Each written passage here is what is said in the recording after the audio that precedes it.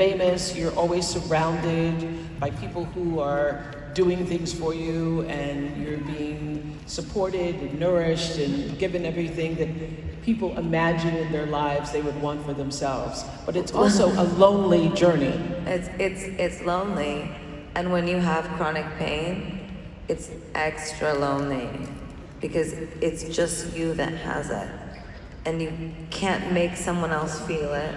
You feel completely alone. And let me tell you something. I might be famous, but if you think that someone's bringing me caviar all day, they're more likely to be giving me a bowl of ice to dunk my head in so I don't have a dissociative state. So, my friends that I work with, I don't ever say that people work for me. They take care of me every single day so that I can be healthy and do my work, do what I love, and also because they so much believe in my mission. And for all of them that are here today, I would like to thank you so much for what you have done for me, my second family, so that I can be here with Oprah and talk to you about this importance of self-care and shine a light on something that is so important. Let's be radical. Let's change things. So you had radical acceptance, and what you just mentioned, looking at yourself from the point of view of, I just said to a reporter yesterday, giving more love to yourself. How did you learn to move from radical acceptance to radical love for yourself first? Well, some days are better than others. Some days I have lots of self-love. Some days I have less. Some days I have lots of self-confidence. Some days I have less. But I had to radically just accept that every day can be different, and that's okay. It doesn't mean we're not moving forward. If in therapy, they say sometimes when you take 3 steps forward, you might also take 1 step back. What's important is to try to keep tabs on making sure that if you take 2 steps forward, you don't also do something that takes you 10 steps backwards at the same time. So, my practice and my commitment is gratitude. And gratitude even in the midst of the pain? Gratitude even in the midst of the pain. I do this all the time. I will be laying on my porch in pain crying, and I will say, thank you, God, for this pain. Thank you. I surrender it to you. This pain is meant for me and my body right now. I'm here in this moment, and I'm learning. Thank you for teaching me. Wow. Amen to that. So what's the things that you do on a regular basis to keep yourself whole? Medication. So you're medicated all the time? Yes, every day. Every day. What's your ritual? If I took my pillbox out, it would sound like a rattle. Like a baby rattle. Really? Oh, yeah. Okay. I mean, I don't mean to laugh, but it's kind of funny. And has the... But I'm healthier than I've ever been. In my whole life. Does the medication affect your creative process at all? It does not affect my creative process. I don't take anything that does. When I get further down the road of creating this epicenter of mental health and healing, I will share more with the world on a scientific level so what these medicines are. You're not on pain medication? I take no narcotics at all. No pain no. Yeah. If I call my doctor and I'm in a lot of pain, and I say, I need something to take this pain away. It's too much. It's been 11 days. It's been 11 days. He says, well, you can go to the hospital and you can ask them to give you pain medication, and then I'm going to tell them no. And it's what they're going to give you is already in your purse. So just go to your purse and take your medication and be in pain in the privacy of your own home. And he doesn't mean it to be not nice to me. It's just that this is how we keep me safe, and this is how I want to keep the world safe as well. I don't want people in pain taking pain medication. This is not the way that this is going to work. People will become addicted, and there is there is a correlation between mental health and chronic pain, and mental health is the biggest crisis in the world, right? So what's happening is while mental health is the biggest health crisis that we have, right? There's also chronic neuropathic pain being produced by this. So I want to just be clear, because I don't want people leaving here today saying, you know, she's on drugs.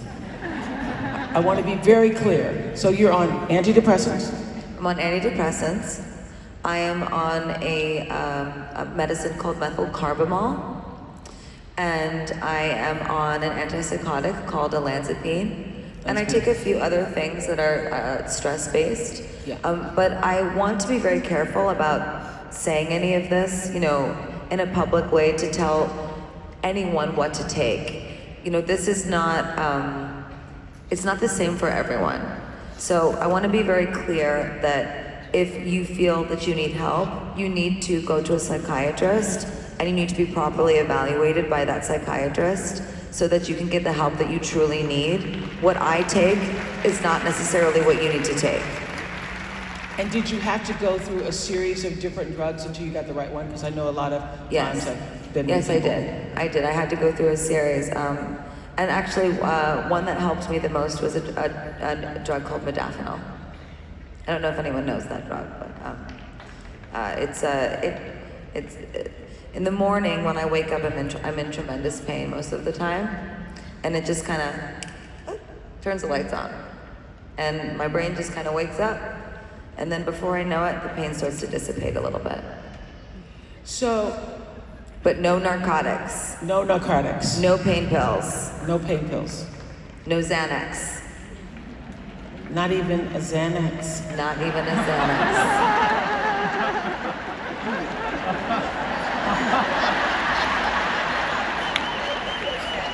Okay. I'm not judging you. Okay, don't. I mean, we could offline have a conversation about other drugs that are better than Xanax, Okay, maybe. but listen, I started taking Xanax after my dog Luke we needed Luke to take Xanax to fly because he was like a wreck flying, and it calmed him, so I thought, I might need one of those. So when I'm traveling, Traveling or when you sign your tax returns, when probably. I'm traveling, no, when I'm traveling, and in various time zones I can't get to sleep, I take half of one of Luke's pills. You looked at me with such shame in your eyes. There is no shame. Okay, in I'm your just telling you. Xanax. It's okay. Okay, good. There's no shame. Like, I have my baby rattle, okay, and you have your Xanax, and we all need our things. I don't okay? call it Xanax, I call it Luke's pills. Because my dog's named Luke. Oh, Luke's Luke. pills. Anyway. No shame. No shame. No shame. No shame. Actually, that is very important because, look, it might be a process, you know, and you might have to try this and then try that. But the important thing is that you're working with someone that's an expert in medicine. So please, when you leave here today, having heard from me about this, or anyone that's watching this later, you know, please leave knowing that I'm sharing my personal experience with you, but I am not prescribing you. For sure. We got that, right? You understand? Yes. Okay? And I am not at liberty to prescribe you. I just am sharing my story, and I have an unorthodox box of medication, and it has changed my life. So you use medication, but you also do many other things to keep yourself spiritually sound and Yes, so centered. I meditate. Yeah. I do transcendental meditation. It's great. Yeah. Bob Roth taught me. Bob Roth taught me. Okay. Isn't he great? He's great. Sorry. Okay. So I do that, and when I slip up on it, you know, it's not the best because it's like it's better when I do. And sometimes I can be in a ton of pain and meditate, and it goes away. It's amazing. I also work out every day, but I also listen to my body. So if I'm in a lot of pain and deep stress, I might not do either as hard of a workout, or I might, not work out at all. I do listen to my body, and I listens to what it's telling me. I do talk therapy, dialectical behavioral therapy, and I also do lots of other things like opposite action, for example. So let's say you're feeling really depressed and you're at home and you've been at home for 7 days straight and you just can't leave the house, and you practice opposite action. Someone invites you to go somewhere, or you reach out to a friend and you say, hey, you wanna play a game of poker? Get up, get in your car, and go. Opposite action. That's something that I do all the time. So you're actively working on yourself all the time? All the time, I actively work on myself. I have to. If I don't, I will sit and I will be in pain all day.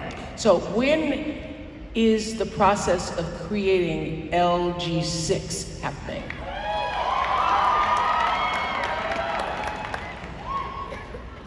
For years. For years. For years. Not 4 years, but for years. Okay. And it's happening. Uh-huh. Okay. Don't worry, we're having a self-care conversation, but I still am going to make music, don't worry. Because we were talking earlier, I was talking earlier to Julianne Hough, and she said that dance is your superpower. Oh yeah. Your superpower is music? I think I have a few superpowers. I just haven't used them all yet. Oh. I'm getting ready. I've got a wand in my purse. I know your superpower, certainly one of them, was creating the Born This Way Foundation. I think it's one of the greatest things you've done. Thank you. Not only did you have that great, that anthem that became an anthem for so many people's lives, to say, I radically accept myself as I am, because I was born this way. So tell us what you intended, because intention is so important to us, what you intended when you created the work of that foundation.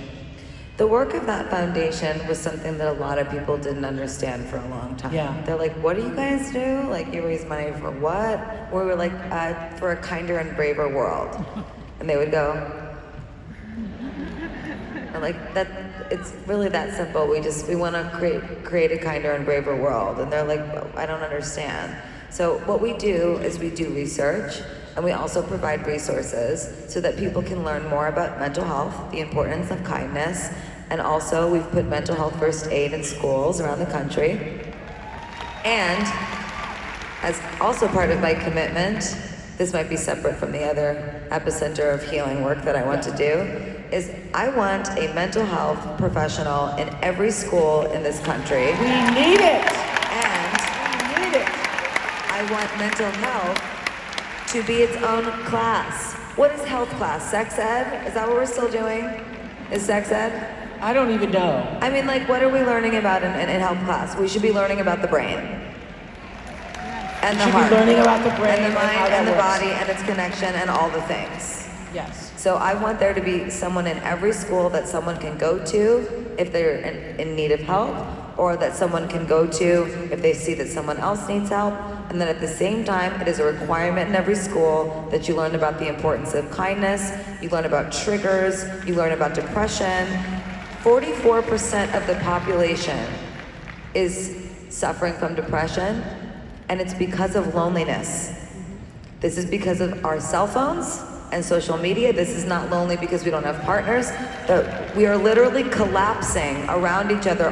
There's all these walls, and we're collapsing around each other, unable to have this personal, interpersonal connection.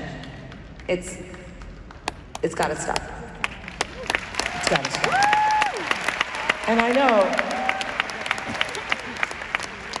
one of the things you're doing at the Born This Way Foundation is your approach to courage is to take little bites of bravery and teaching other people how to, which I love this idea of little bites of bravery. Just be a little braver every day. If you feel like you can't do something, just go do a little. Just a little bit.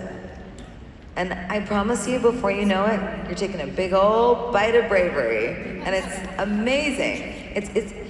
And it can be something small. Like for me, if I don't feel well, and maybe I have an off day, I have nothing to do, but I don't feel well, simply by, taking a bath and massaging some CBD oil on my body, and then going to the mirror, brushing my hair, putting on some makeup, getting dressed. These are also things that you learn in DBT, right? That if you don't feel well, whether it's mind or body, you got to keep moving. You got to keep going. It's called throwing yourself into the moment. Throw yourself into the moment. Take a little bit of a bite of that bravery. Even if you only make it to the bath and you don't make it to the mirror, you did something. And I know that for you, I would say gratitude is my religion. It's the thing I practice with, deep consciousness and a sense of like regularity and discipline about it. And for you, that is kindness. It is kindness. Kindness heals the world. I said this with the Dalai Lama once. I said, the earth is a slowly rotting apple on a kitchen counter. Oh no. It's the truth. Okay. I'm sorry, but it's just true. I mean, it's like you just put the earth is an a apple on the slowly counter. rotting apple. But it's slow. It's really slow, right? But we have to be kind to that apple, to the humanity of that apple, and we have to be kind to the environment to keep that apple alive as long as possible. And that's through kindness. Yes, yes. And I have actually my commitment here. I want to hear your commitment. I commit to gratitude, to bring the greatest minds I can find in the world together to one by one solve the mental health crisis that is plaguing our world. I want to create an epicenter of healing, because when I give to others, I give also back to myself. Indeed. LadyGaga gave up her vacation to come and sit and share her truth with us. Thank you. Can I just say, Oprah, I love you. I love you back, girl.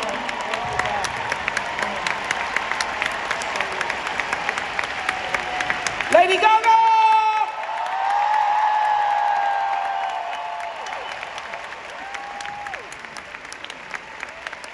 Have a beautiful day. Bye, guys.